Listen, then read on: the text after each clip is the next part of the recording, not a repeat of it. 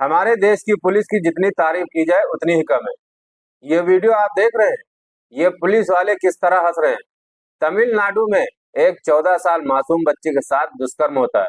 दुष्कर्म करने के बाद हत्या कर दी जाती है, जहां पुलिस वाले प्रेस कॉन्फ्रेंस में देख रहे हैं कैसे हंस रहे हैं, दांत फाड़ फाड़ के।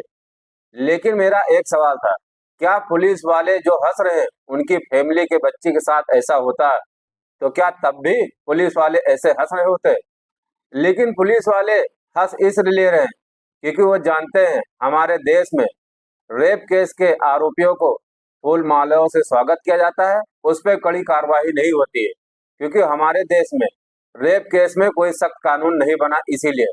और हमारे देश में ये बहुत आम बात, एक छोटी सी बात है रेप केस के वारदात, इसीलिए पुलिस वाले ज्यादा सीरियस नहीं ले रहे हैं। बच्ची के मर्डर होने के बाद महिलाएं और बच्चियों के साथ दुष्कर्म होता है, लेकिन दुष्कर्म करने वालों को फांसी की सजा नहीं दी जाती।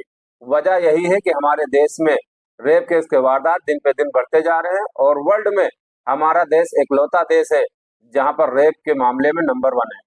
मौजूदा सरकार से एक सवाल करना था, मस्जिद के बाहर नमाज नहीं पढ़ सकते, उस पर कानून ला सकते हो, ट्रिपल तलाक पे कानून ला सकते हो, सरिया कानून ला सकते हो, लेकिन मस्जिद दरगाह पे कानून ला सकते हो, लेकिन रेप केस पे कानून क्यों नहीं लाया जाता और बीफ एक्सपोर्ट पे कानून क्यों नहीं लाया जा रहा?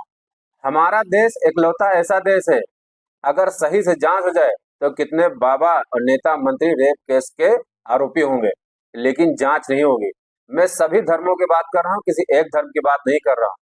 हमारे देश में सभी अधिकतर लोग रेप केस के आरोपी होंगे अगर जांच हो जाए तो, लेकिन जांच नहीं होगी क्योंकि सबका भंडा फूट सकता है। इसीलिए क्योंकि हमारे देश में सिर्फ धर्म की राजनीति खेली जाती है और इसी को एक मुद्दा बना के लोगों को भड़काया जाता है, आपस में हिंदू मुस्लिम में लड़ाया जाता है। हमारे देश में कोई ऐसा दिन न जाता हो जिस दिन 4 साल, 5 साल, 6 साल, 70 साल बच्चे और महिलाओं के साथ दुष्कर्म न होता हो, लेकिन किसी के खिलाफ सख्त कार्रवाई नहीं होती, न किसी को फांसी की सजा तक सुनाई गई।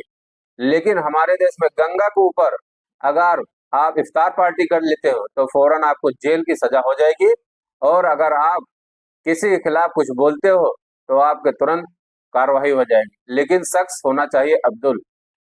ये जो पुलिस अधिकारी आपको दिखे हैं, 2 जेंट्स एक लेडीज, इस तरह की हंसी दांत निकालते हुए एक बच्ची का रेप होता है, वहां पर ऐसी हंसी निकालने पर क्या भारत सरकार को इन तीनों लोग को सस्पेंड नहीं करना चाहिए? जय हिंद।